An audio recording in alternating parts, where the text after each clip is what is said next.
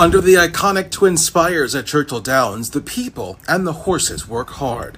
The horses use a sensor you can't see. It weighs just 3 ounces and is called StrideSAFE. The StrideSAFE sensor that our horses wear during racing here at Churchill Downs and all of our Kentucky properties is a small sensor that rides right behind the saddle, and it measures the horse's movement up and down, left to right, forward and backwards, so that StrideSAFE can then use their algorithms to help us find changes in that pattern. Since we brought you this story a year ago, they have many more data points now.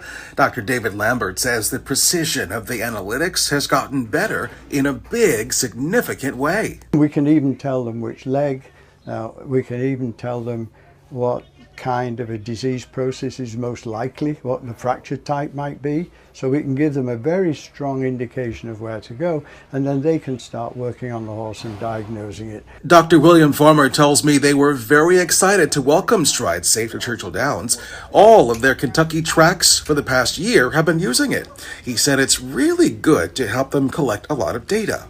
But our long-term goal is that we'll be able to help provide horsemen, veterinarians, useful information to better guide their veterinary decisions regarding their horse if they notice that things are changing, to help make sure that that horse stays safe, first and foremost, the welfare of that horse is protected, and to help that horse to run to the best of its natural ability. Dr. Lambert says there's no doubt the devices have saved horses' lives. He says he's very optimistic for the future of the industry. February national data from Lexington-based HISA shows the racing-related fatality rate at their racetracks hit a historic low in 2024. And I think now we're sitting on a point where the majority of these fatalities can be a thing of the past. I'm very optimistic for the industry if they just adopt this technology.